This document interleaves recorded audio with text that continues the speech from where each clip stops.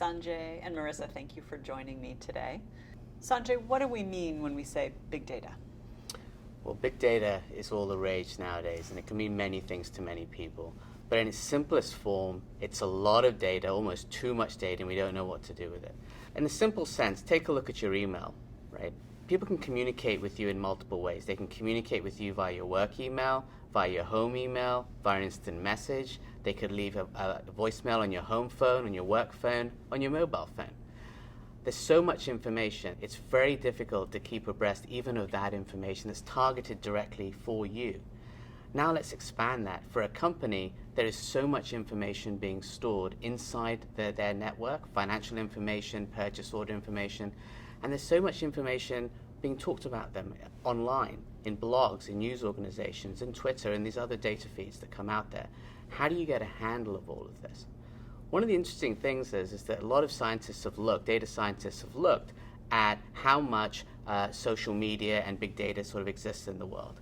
And if we think about it, when we go back, we realize that about 90% of the data that's ever been created on this planet, from the moment that we came off of the trees till today, was created in the last 2 years.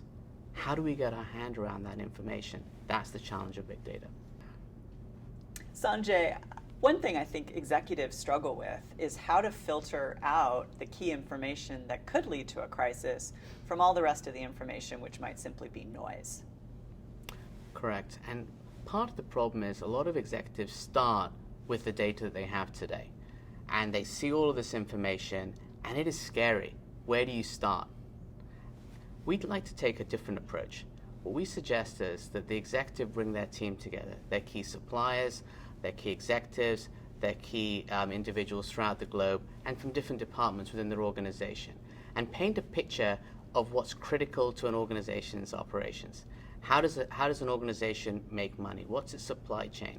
Try to identify areas within an organization that if there was a problem, it could really harm shareholder value, the brand of the organization, and its key stakeholders. Start there, and then for each of those areas, start to focus on the pertinent data that could be collected to understand whether there's a true risk in those areas and build a process around that.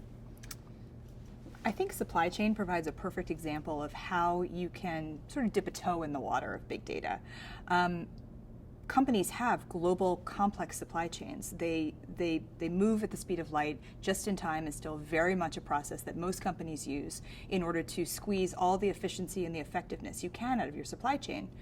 What a lot of companies haven't done, even in the wake of things like the tsunami in Japan, flooding in Thailand, political crises in the Middle East, is mapped that supply chain down to the supplier and the supplier's suppliers to say, where are the critical vulnerabilities? Where do I have a single supplier who, if they went offline for any reason, be it a natural disaster, a human-made disaster, whatever it is, I could not operate?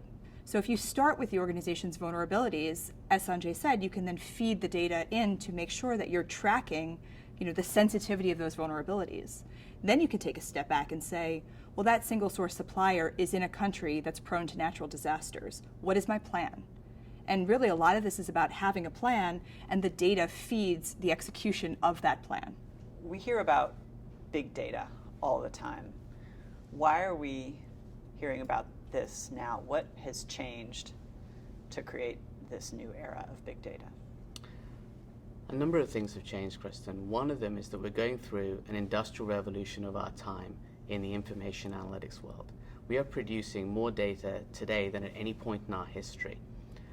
And every moment, every minute of the day, we're creating exponentially more and more data.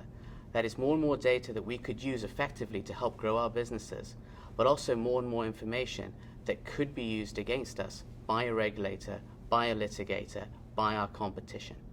All that additional data can be scary. It's overwhelming.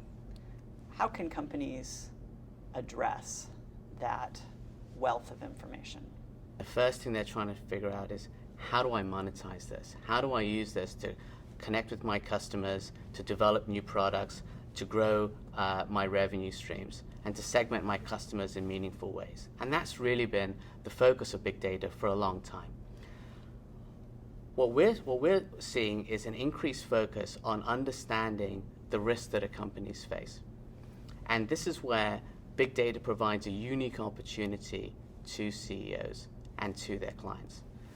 For example, in almost every crisis that has occurred for a company, whether it be for an industry, whether it be for an individual entity, when one looks back in time, one can always find evidence that if the company had focused on, could have helped prevent or at least limit that information. Can you give me an example? So for example, in the subprime crisis, when one looks back in time, one can see that there was information that could have been used or potentially could have been used to minimize the impact of that crisis. For example, information about the creditworthiness of certain mortgage holders, about the risks of default to organizations, and the true value of credit at risk to the major financial institutions. It's easy, however, to look back in time and pinpoint those specific examples. And that's what a regulator, a litigator, and some of your customers are going to focus on. The challenge is, with all of this information out there as a CEO, how do you focus on those pertinent pieces of information that can help protect your organization and your shareholders?